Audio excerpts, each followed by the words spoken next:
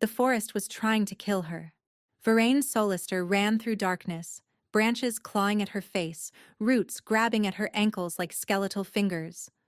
Blood dripped from a gash above her eyebrow, warm against her frozen skin. Her ribs screamed where Aldrich's boot had connected, and her left wrist hung at an angle that promised agony if she stopped long enough to feel it. She couldn't stop. Behind her, distant but relentless, came the sound of horses, men shouting, dogs barking. They were hunting her like an animal. Vervain's mind flashed to 3 hours earlier.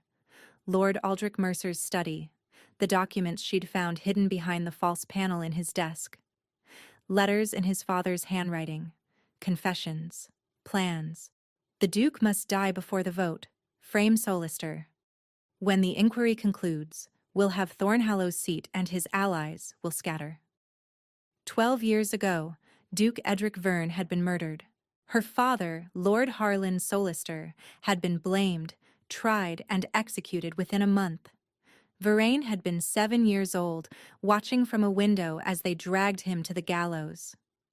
She'd spent her life believing he was guilty, carrying the shame, being graciously taken in by the Mercers, who reminded her daily of their charity. And all along, they had been the killers. When she'd confronted Aldrich, her hands shaking as she held the letters, he hadn't tried to deny it. "You were supposed to be grateful, Vervain." His voice had been calm, almost disappointed. "Marry me quietly, keep your head down, and you'd have lived comfortably." He'd smiled then, the same charming smile he'd used when he proposed. Unfortunately, curiosity is fatal in our family. The first blow had caught her across the temple. She'd fallen, tasted blood, and known with absolute certainty that she would die in that study. But Aldrich had made a mistake. He'd turned to call for his men, assuming she was too broken to move. She'd run. Now her fingers were numb, her vision blurred.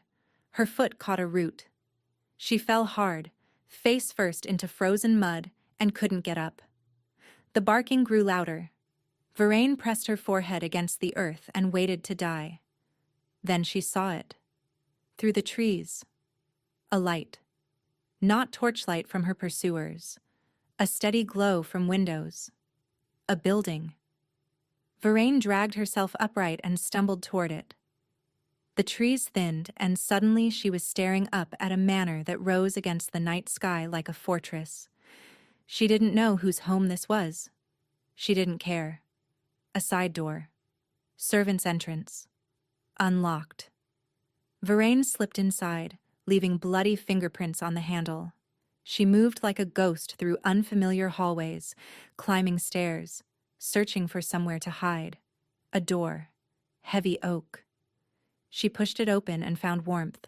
A fire burning low. A massive bed draped in dark fabric. She collapsed onto it, pulled the covers over her shivering body, and let the darkness take her. Her last thought was a prayer. "Let me die warm." She didn't hear the breathing beside her. She didn't notice the figure in the shadows, watching her with cold gray eyes. And she certainly didn't realize whose bed she had just invaded. Caelan Vyern, Duke of Thornhallow, woke to the scent of blood. For a moment he thought he was dreaming the old nightmare, finding his father's body, blood pooling beneath the desk. But no, he was in his own bed, and someone was lying beside him. Caelan moved with the reflexes of a man who'd survived 3 assassination attempts. His hand closed around the knife beneath his pillow as he rolled toward the intruder. A woman. Young, perhaps early 20s, dark hair matted with blood. Face pale as marble, bruised along one cheekbone. Her breathing was shallow, ragged. She was dying. His first instinct was suspicion. The Mercers had tried to kill him before. This could be a trap. But no assassin would arrive half dead, covered in injuries suggesting she'd crawled through hell to reach him. "Brennan!" Caelan's voice cut through the silence. "Wake the physician, now." Within minutes, the manor stirred. His valet appeared, followed by the housekeeper, followed by a hastily dressed physician who took one look at the woman and went pale. "She's lost significant blood, Your Grace. I don't know if she'll survive the night." Kaelin watched them work, setting the wrist, stitching the wound, wrapping her ribs. The woman didn't wake, though she cried out once. "Father." Something stirred in Kaelin's chest, something he hadn't felt in years. When the physician finished, Kaelin ordered the room cleared except for his housekeeper, Mrs. Thorne. "I want guards at every entrance," he said quietly. "Find out who she is." "How, Your Grace?" "Her dress. The fabric. The cut. Someone important wants her dead. I want to know who before they come looking." Mrs. Thorne departed. Kaelin settled into the chair beside his bed, watching the stranger breathe.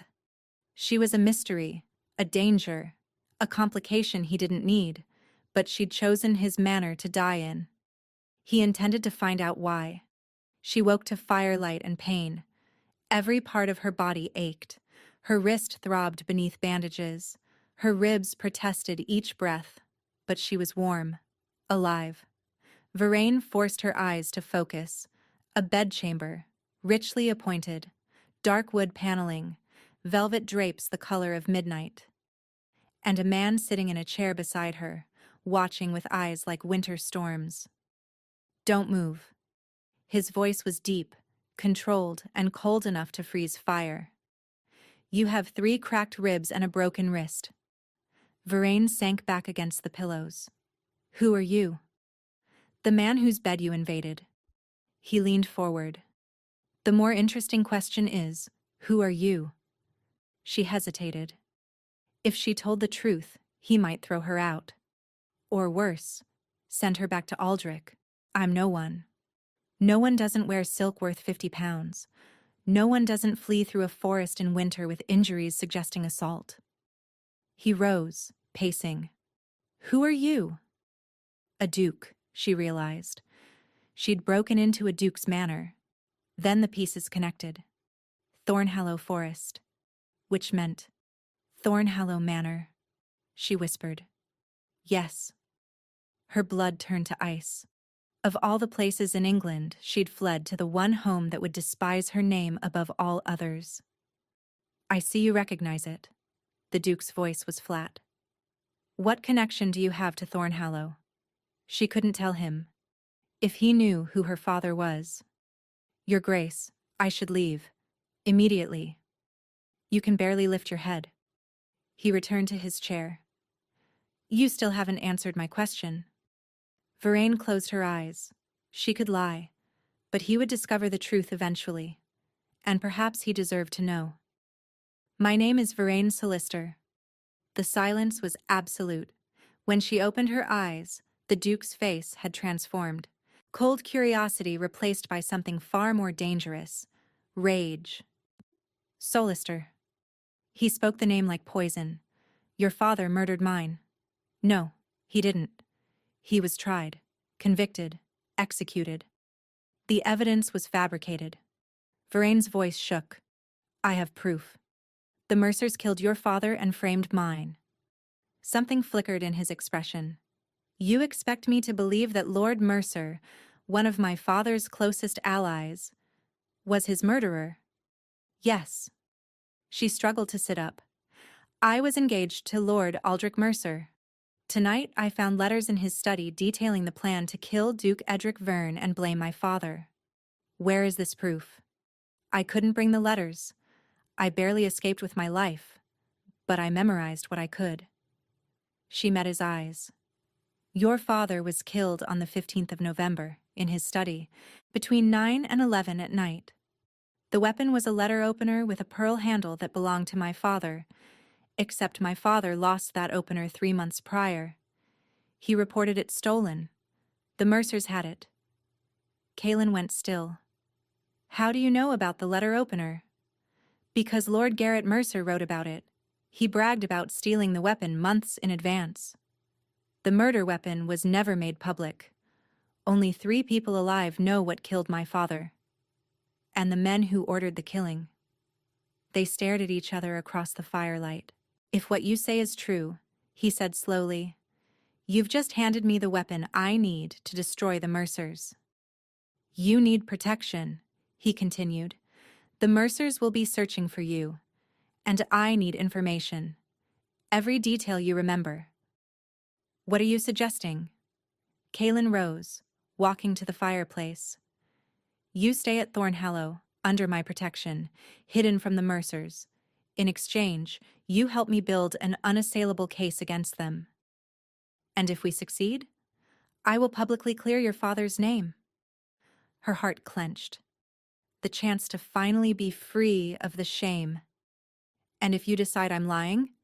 His expression was unreadable. Then I'll hand you over to the magistrate myself. Varain looked at the man offering salvation or damnation with the same cold certainty. How do I know I can trust you? You don't, but your options are limited. Stay here and possibly be betrayed. Leave and definitely be killed. Choose. She thought of Aldrich's face as he'd struck her. Her father's final words, I am innocent. I'll stay, but I have conditions. Justice for my father. Not just clearing his name. I want the Mercers to stand trial. Agreed.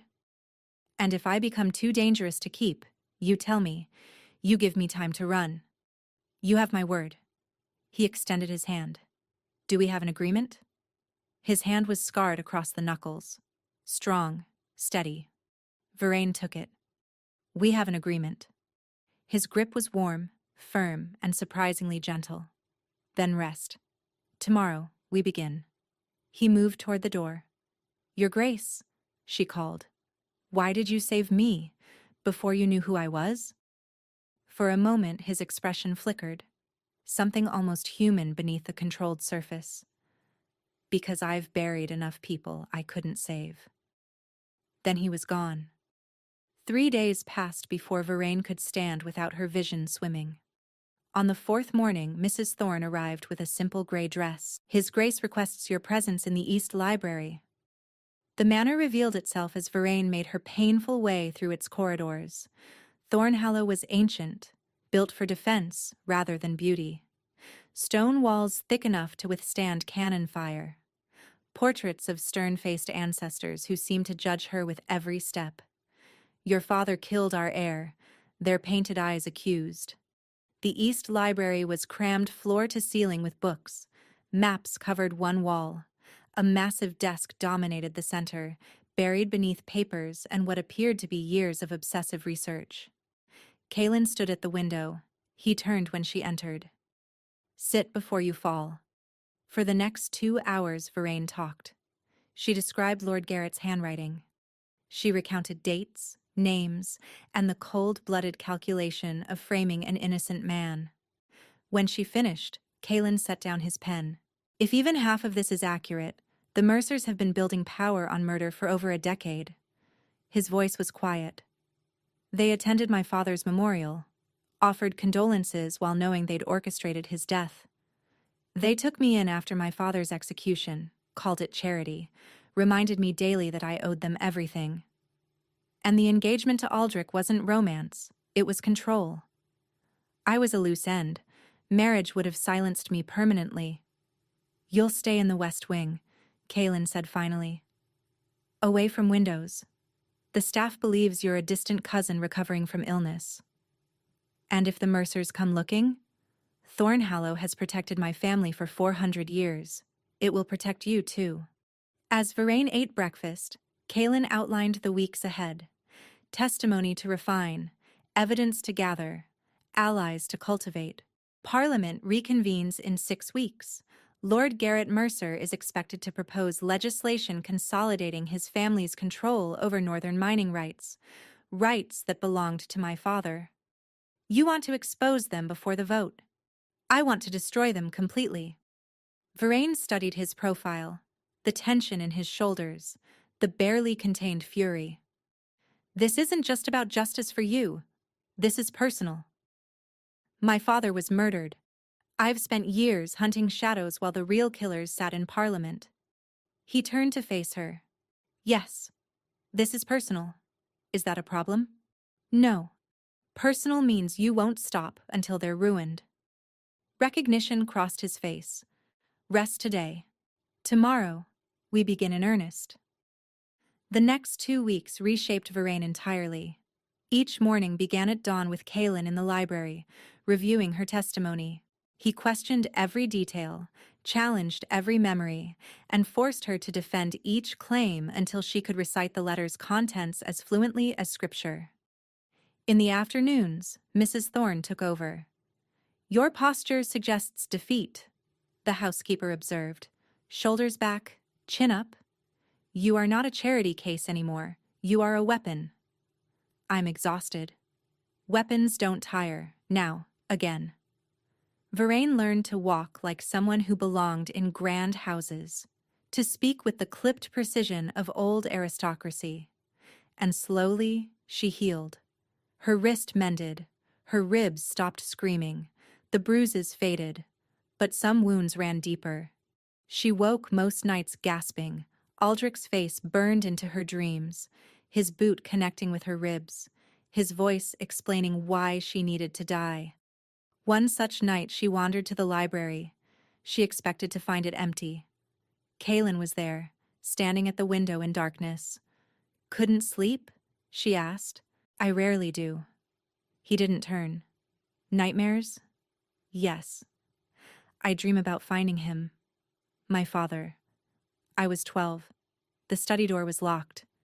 No one would tell me why, but I could hear my mother screaming."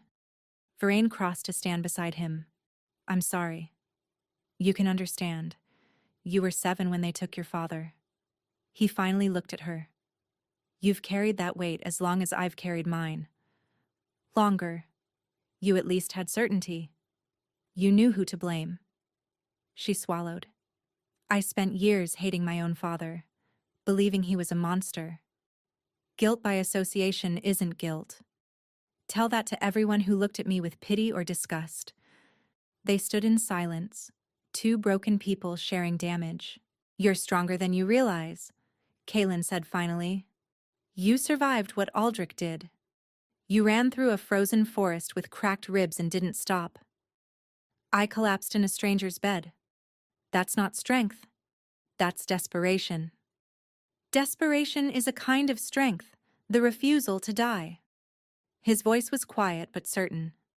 "The Mercers tried to destroy you. They failed." Something shifted in her chest, the beginning of trust. "Thank you for not handing me over. I haven't decided if I believe you completely. But you're still helping me." He held her gaze. Then, unexpectedly, he almost smiled. "Get some rest. Tomorrow we start preparing for your first test." "What test?" "Lord Ashcroft is hosting a dinner. You'll attend as my cousin, Lady Alara Vance." Her stomach dropped. "I'm not ready." "You have until then to become ready." Lord Ashcroft's manor blazed with candlelight. Varain stood in the entrance hall, her heart hammering beneath emerald silk. "Mrs. Thorne had spent 3 hours on her appearance. "You look like you belong," Mrs. Thorne had said. Varain didn't feel like she belonged. She felt like a fraud. "Breathe," Kaelin murmured beside her. "You are Lady Alara Vance, my cousin from the Northern Estates. Quiet, cultured, completely unremarkable." Unremarkable, lovely. Unmemorable means safe. The evening unfolded in careful stages. Varain navigated conversations about art, music, politics, always deflecting, never revealing. But she was also listening. "The Mercers are hosting their annual ball next month," Lady Ashcroft mentioned during dinner. "Lord Garrett has been speaking quite highly of you lately, Your Grace." Varain felt Kaelin stiffen beside her. "There was a scandal recently," Lady Ashcroft continued conspiratorially. "A young woman, Lord Aldrich, was engaged to disappear just before the wedding. The family claims she fled. But I've heard whispers of something darker." "How unfortunate," Varain said, her voice steady despite the roaring in her ears. After dinner, she excused herself to the terrace. A man approached, sharp features, a smile that didn't reach his eyes. "Lady Vance, I'm Sir Edmund Hale. I couldn't help noticing you seemed uncomfortable when the Mercers were mentioned. Did I? I could have sworn I've seen your face before, not as Lady Vance." His eyes narrowed. "Somewhere else entirely." Varaine's blood chilled. "You're mistaken. Perhaps. Memory is funny. Sometimes pieces take time to connect." Before she could respond, Kaelin appeared. "There you are, cousin. Lord Ashcroft is asking for you." Sir Edmund stepped back smoothly. "I was just getting to know Lady Vance." They returned inside. Only in the corridor did she speak. "He knows. He suspects. There's a difference." Kaelin's grip on her arm was firm. "Sir Edmund Hale trades in secrets, but without proof, he has nothing. And if he finds proof, then we deal with it." His hands gripped her shoulders. "You've survived worse than Edmund Hale. One ambitious gossip is nothing." Varaine looked into his eyes and saw something unexpected. Belief. "All right, let's finish the performance." They returned to the party. Varaine maintained Lady Alara until the carriage finally carried them away. "You did well," Kaelin said. "We need to accelerate our timeline," he continued. "The Mercer Ball. 1 month. Every person of consequence will be there. You want me to attend? I want you to confront them. I want Aldrich to see the woman he tried to kill standing in his own home, untouchable." "That's insane. That's strategy." Varaine should have refused, but she thought of Aldrich's face when he saw her alive. "All right. But I have one condition. When we confront them, I'm the one who speaks." Kaelin studied her. Then he smiled. "Agreed." The month before the ball passed in a tempest of preparation. Kaelin's informants delivered intelligence daily. A banker who'd noticed irregularities in Mercer accounts. A servant dismissed for asking questions. A widow whose investments showed impossible returns. "They've been running the same scheme for years," Kaelin explained one evening. "Promise extraordinary returns, pay early investors with money from later ones, and when someone asks questions, they disappear. I've found records of at least 15 people who threatened their operations. All dead. All ruled accidents." The gown for the ball arrived 3 days before the event. Deep crimson silk. "Red is the color of blood," Mrs. Thorne said. "Let them see it and remember what they've spilled." The night before, Varaine couldn't sleep. She found Kaelin in the library. "Are you frightened?" he asked. "Terrified." "Good. Fear means you understand the stakes. What happens after tomorrow to this arrangement?" His eyes searched hers. "What do you want to happen?" "You," she thought. "I didn't expect you." "I didn't expect to feel safe," she said instead. "I haven't felt safe in years." His hand rose, hesitated, then brushed hair from her face. "Whatever happens tomorrow, you will always have a place at Thornhallow. That's not strategy, that's a promise. Kaelin, get some rest. Tomorrow, we go to war." She was falling for him, the man who'd threatened to have her hanged, the man who'd made her feel safe for the first time since childhood. And tomorrow might be the last day either of them lived. The Mercer estate blazed like a fallen star. Varaine sat frozen in Kaelin's carriage, pulse racing beneath crimson silk. "Remember the plan," he said. "We enter together. We let them come to us. And when Aldrich sees me, you smile. You let him realize the woman he tried to murder is standing in his home, wearing his enemy's rubies, completely beyond his reach." They ascended the grand staircase arm in arm. The Duke of Thornhallow and Lady Alara Vance. The ballroom went quiet. Heads turned. And across the floor, Varaine saw him. Aldrich Mercer. Golden-haired. Handsome. The picture of aristocratic charm. Then his eyes found hers. The champagne glass slipped from his fingers, shattering on marble. Varaine smiled at him. A cold, deliberate smile that promised reckoning. Aldrich practically fled toward the terrace. "First blood," Kaelin murmured. "Well done." An hour later, Lord Garrett Mercer approached.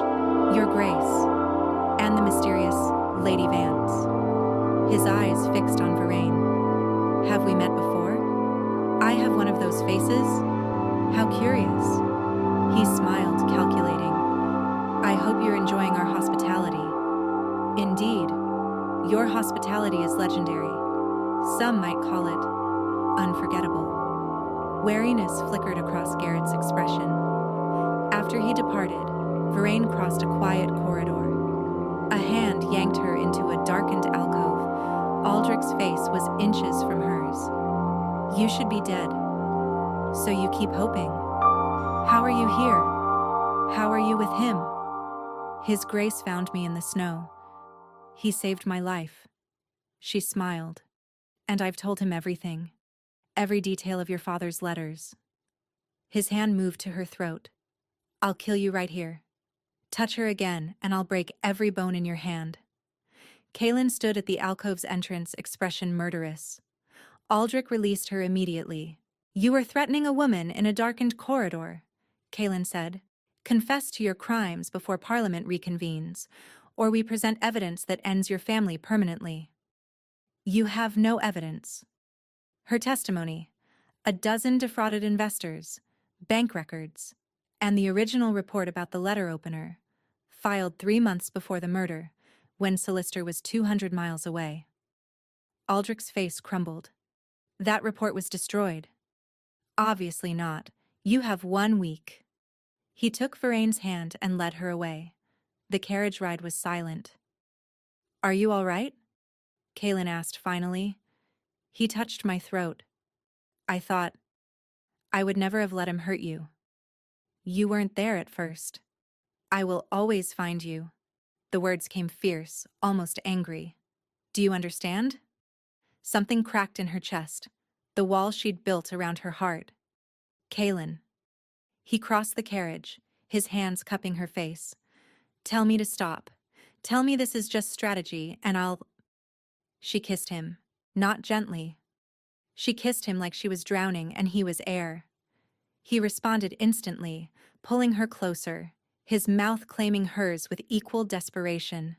When they finally broke apart, breathless, Varaine laughed shakily. "That wasn't in the plan." "Nothing about you has been in the plan."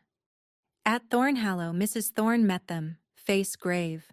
A messenger arrived. From Lord Garrett Mercer. He requests an urgent meeting. Tomorrow. Kaelin read the letter. He's offering a deal. Confession in exchange for silence about additional matters. What additional matters? He implies information will emerge that damages both families. Kaelin looked up. He's threatening us. With what? There were rumors that my father wasn't entirely innocent, that he and Garrett were partners before something went wrong. Partners in what? I never wanted to believe it. But if Garrett has proof my father was complicit in their schemes, it changes nothing. Varaine grabbed his hands. Even if your father made mistakes, that doesn't justify murder. That doesn't justify framing mine. No. But it complicates the narrative. What are you going to do? Meet him. Hear what he has to say. He met her eyes. He asked for me alone. He'll get both of us. I'm coming with you. Absolutely not. I spent years believing lies. I won't spend another day avoiding truths. She lifted her chin. Together. He studied her, then nodded. That night they lay tangled together, fully clothed, simply holding each other. I'm frightened, she admitted. So am I. You don't seem frightened. I've had years to learn how to hide it. But with you, I don't want to hide anymore. He kissed her hair. Whatever happens tomorrow, it doesn't change what's between us. And what exactly is between us? I don't know yet, but I know I don't want to lose it. She pressed closer. You won't. The meeting took place at Pemberton House, neutral ground. Garrett Mercer waited by the fireplace. Aldrich stood behind him, and beside them sat Sir Edmund Hale. "Your Grace," Garrett said smoothly, "and Lady Vance. Or should I say, Miss Veraine Solister?" "Sir Edmund recognized you at Lord Ashcroft's dinner," Garrett continued. "It took time to confirm. The game is up." Sir Edmund smiled. "You should have stayed dead." Kaelin stepped forward. "We have evidence that will destroy your family. Your threats won't change that." "I'm not threatening. I'm negotiating." Garrett produced a leather folder. Kaelin opened it. His face went white. "What is it?" Veraine asked. "Letters. Between my father and Lord Garrett." His voice was strangled. "Discussing mutual investments." "Your father and I were partners," Garrett said. "For 5 years. We built Mercer Associates together. My father would never—" "Those letters prove his complicity. Every fraudulent investment. Every ruined family." Garrett leaned forward. "If you expose us, I expose him. Is that the justice you want?" Veraine took the folder. She read carefully. The letters were damning. Duke Edric discussed profits, strategies for concealing losses, but something nagged at her. "These letters end 3 months before the murder." "Why?" Garrett's smile flickered. "My father's death ended the partnership." "No, the dates don't match. Duke Edric died in November. These end in August. 3 months of silence between partners who wrote weekly? They met in person. Or something changed." Her mind raced. "What happened in August? He discovered what you were really doing, didn't he? He realized the scheme had moved beyond aggressive investment into fraud. He wanted out." Garrett's expression hardened. "You're speculating." "Am I?" She turned to Kaelin. "Your father stopped writing in August, murdered in November. 3 months to try to extricate himself. 3 months for the Mercers to realize he'd become a liability." "You have no proof," Aldrich spat. "The letters in Lord Garrett's study detail your plan to eliminate the Duke before he can act, and frame Solister as the guilty party." Veraine's voice rang with certainty. "Duke Edric wasn't your partner at the end. He was your target." Garrett's mask cracked. "You stupid girl, you should have frozen to death like we planned." "Lord Garrett." Kaelin's voice was steel. "You just confessed to conspiracy in front of witnesses." "Witnesses? Sir Edmund is in my pocket. Aldrich is my son." "Not just their word." The door opened. Lady Grantham entered, followed by Lord Ashcroft, Lord Thornbury, and the Chief Magistrate of London. "We heard everything," Lady Grantham said. "Every word." "That's impossible." "You checked for listeners inside the room," Kaelin said. "Not in the adjoining chamber." Garrett lunged for the door. Guards blocked him. "Lord Garrett Mercer, you are under arrest for conspiracy to commit murder, fraud, and crimes against the Crown." As they were led away, Kaelin pulled Veraine close. "It's over." "Not yet. We still have to clear my father's name publicly." "We will."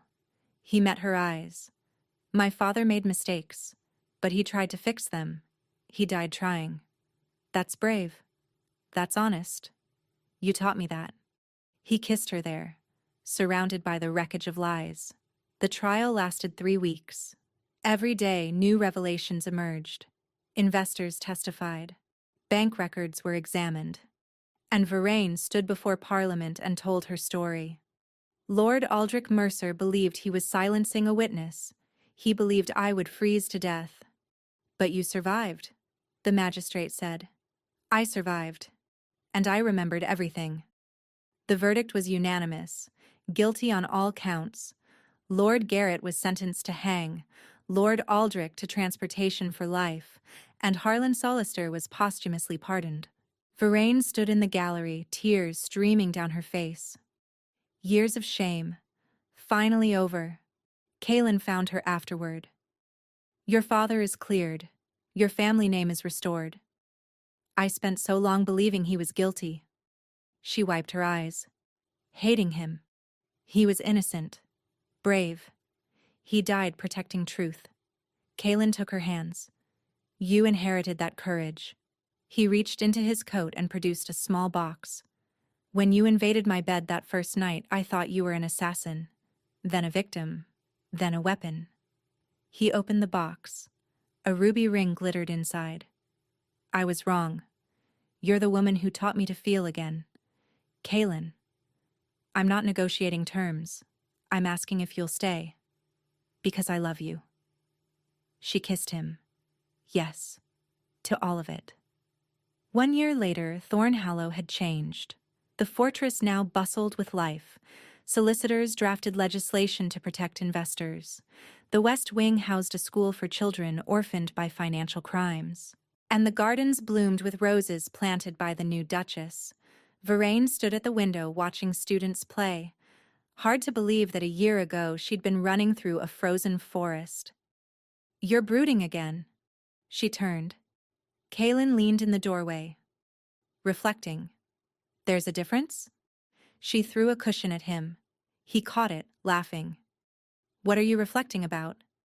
A year ago today, I found those letters. My entire life changed. For the better, I hope. For the better. She leaned against him. I didn't think I was capable of happy anymore. And now? Now I wake up grateful. She touched his face. Grateful that you stopped. That you gave me a chance. You gave yourself the chance. He kissed her forehead. I just provided the bed. Outside, snow began to fall. Varaine watched it, remembering another snowfall, another forest. Does it bother you? Kaylin asked. After everything? She considered. The cold. The fear. The certainty that she would die. All of it led here. No. It reminds me how far I've come. He squeezed her hand, then let it snow. She leaned against him, watching the white world beyond the glass. She'd been abandoned in the cold to die, but she'd survived. She'd fought. She'd found love in the last place she expected. And she'd built something that would outlast them all. Let it snow. She wasn't cold anymore. Thank you for staying until the very end. If this story moved you, the fight for truth, the power of being believed, and the strength it takes to survive, I hope you'll share it with someone who needs to hear it. Drop a comment telling us your favorite moment and where you're listening from. If you're ready for another story where love rises from the ashes, subscribe and ring that bell so you never miss the next chapter. You're the reason these stories exist. Thank you for being here, for listening, for believing that even in the coldest moments, justice and love can find a way.